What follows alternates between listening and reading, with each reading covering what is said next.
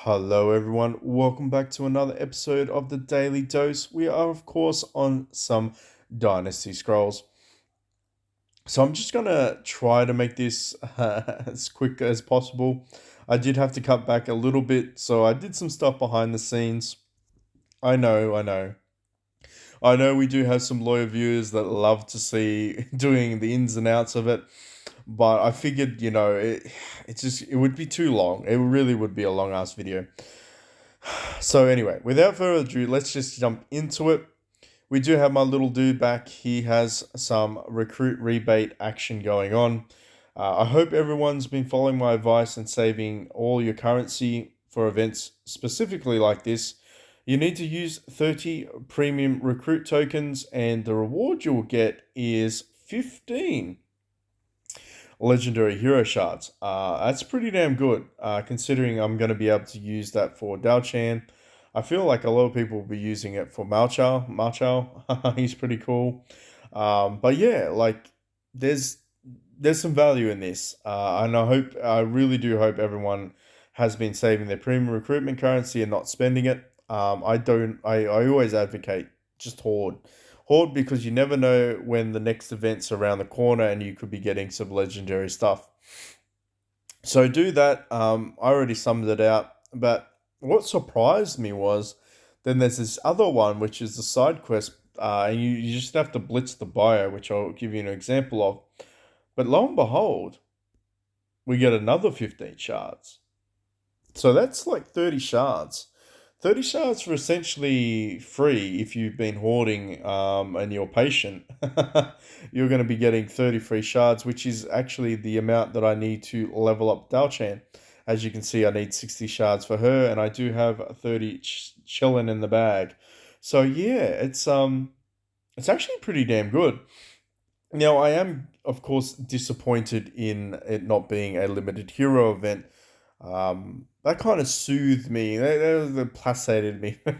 The inner whale was like, "Oh, well, okay, well, yeah, free Dao Chan, I'll take that."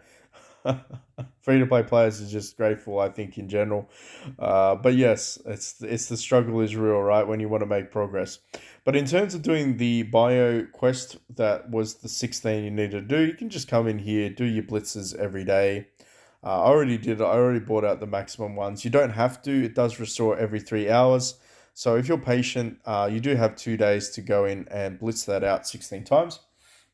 In terms of value, though, for the recruitment, if you were naughty and you spent all of your premium currency, then you're probably going to be a bit short.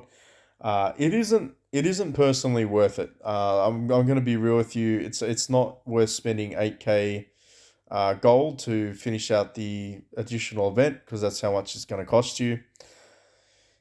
Sad but true. It's yeah. 8k gold is essentially two-thirds of the way of a limited hero getting the 40 reroll tokens.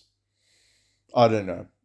That's my personal take on it. You might disagree with that, and I'm absolutely open to debate that with you. But the point is, I feel like, yeah, I probably would give it a hard miss. If you really are fair dinkum about doing it, though, I would recommend grinding this out 30 times, 30 stages, because of course you will get a premium recruitment reward if you clear it all with 3 stars, and you will get some gold. So you potentially do have an avenue. It just depends how lazy or how motivated you are to achieve that. But there you go. I at least equipped you for success. Equipped you for success. So if you choose to do that, hopefully you rise to the occasion. Let me know if you were stuck and you're like, man, I spent them all. Now what do I do? Oh, you do have a choice. You can grind those levels out and get it for free, but I don't know how many people will pass. It's hard to say. It is worth it though. Legendary heroes for free are absolutely worth it. That is exactly what we're aiming for. But in terms of the billionaire event, let's jump into it.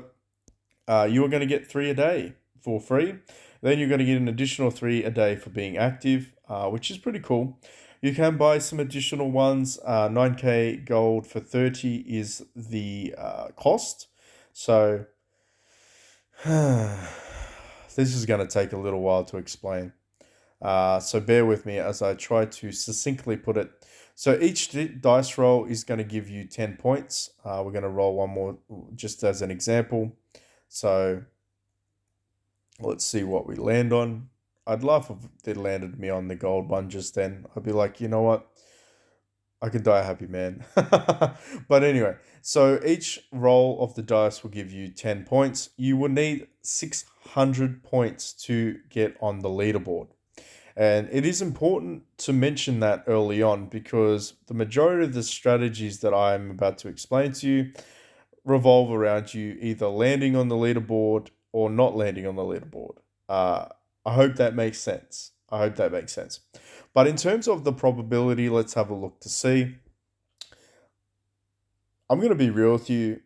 It's confusing. It is a wall of text. But basically, you have a chance to either acquire a bronze, silver, or gold mouse, a mini reward, or a gold jackpot. And the probability is broken down in English. For those that are reading this in Chinese, good luck with that. I can't interpret, sorry. But essentially, the gold mouse is 0.18%, as well as the gold jackpot of 6,666. It's the same thing. So jackpot and mouse that is gold, same probability. Then it gets a little bit more interesting. So a silver mice dropping is 8.9%. But you don't always just get one little mice. He likes to bring his little micey friends along, which means that you can get up to 10, i.e. the silver mouse jackpot, to drop at any given time. Granted, it's only a 0.6% chance to happen, so it's pretty much slim to fucking none. But if you do get it, good for you, because we need little silver mousies. Same thing with the bronze mouse, but it's a much higher statistical chance of dropping, being 29, almost 30% chance to always roll a bronze mouse. In saying that, though, there's probably still a low chance of getting 10 times on the bronze mouse as well, but that's like the bronze mouse jackpot. The scissor, paper, rock, or rock, paper, scissor event is a 4% chance to drop, as well as the quiz event, which is, of course, a 4% chance to drop. Now, 3 silver mice are guaranteed every 10 attempts. 100 silver mice are guaranteed for 340 attempts, which can be exchanged for 1 legendary divine beast shard in the shop. Now, it's not really, you don't actually exchange it for a divine beast shard, you just change it for a gold mouse, pretty much. I mean, you could give you. I mean, they aren't wrong. You could exchange all of them for a full copy, but I mean, wouldn't you just pick 100 for a mouse? I don't know. It seems sus. Ooh, 91. We're so close. But anyway, if you want to, you can exchange 99 of these bad boys and you'll get all the shards, which makes one.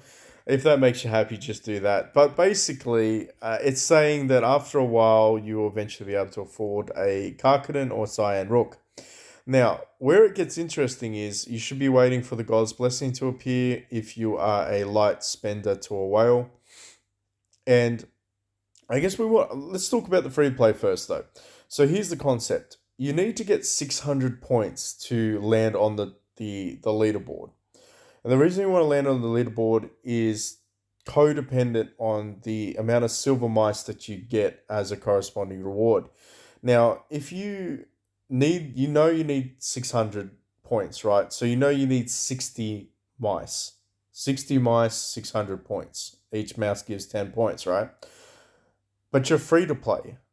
And the reality is you can only buy 30 of the additional dice and you can pretty much only get 12 of these additional dice as well for free, right?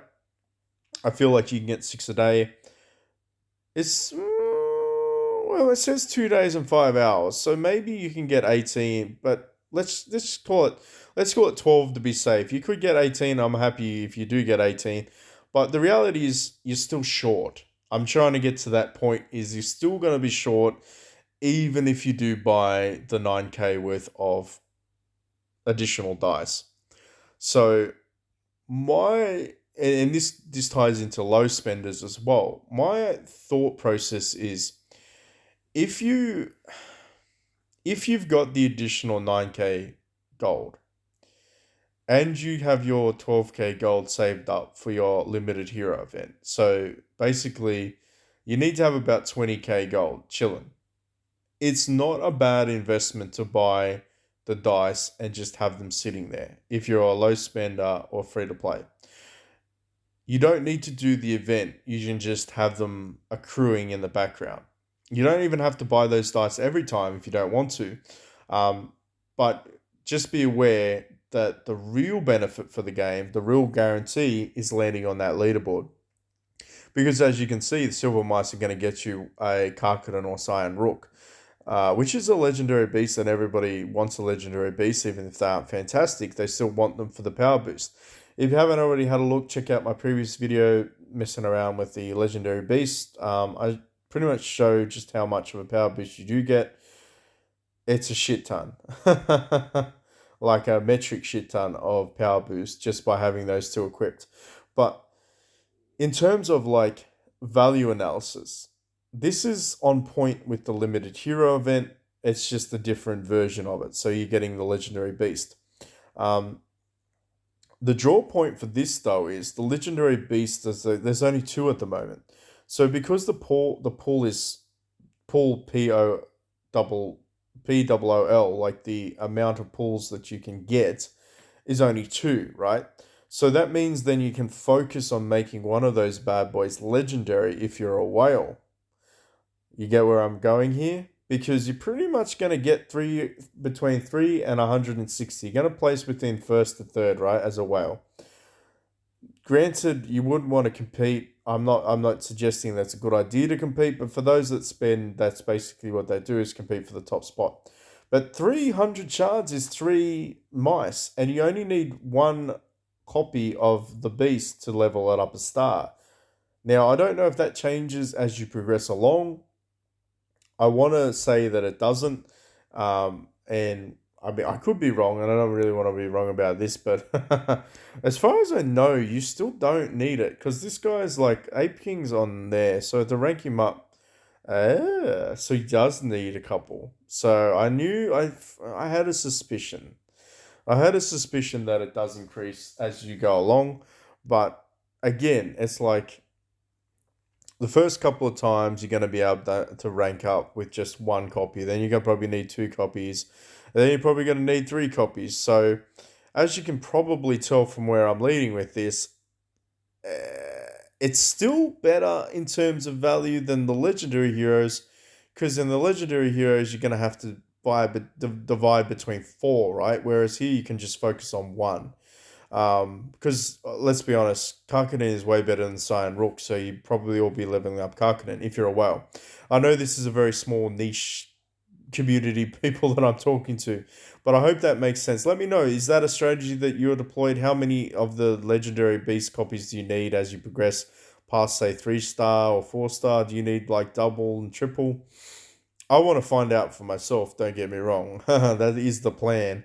But it would be nice a little bit ahead of time to figure that out. But in terms of if you're a light spender, my strategy, which I'm going to utilize as well, is I will be buying out the additional rolls.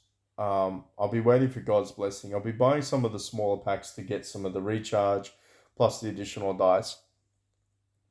Then I'm going to wait to see where I'm going to rank. And if I rank within the top 5, I will pull the trigger. So the reason why I say that is because a lot of servers probably aren't going to spend on this. A lot of servers probably are just going to hold off and wait for the limited hero event, which is not a bad strategy. But if you do have the additional bit of gold, I mean, there is some opportunity right now to get those free legendary copies. And that's what's kind of enticing me a little bit more than it normally would. But my advice is to wait. Wait to see where you're going to land in terms of ranking. You need to have more than 60 copies, though. Like, you need to have more than 60 dice. I just want to stress that. The strategy only works around you having more than 60 dice to get 600 points. But I probably would wait. I feel like that's a pretty smart idea. It's an obvious idea, but it's a smart one. Some people blow their load early on and then they end up getting like rank 6 or 7 or 8 even. And then they're like, man, I should have just saved it. I absolutely agree. You should have saved it because really 30 or 60 shards is not that great.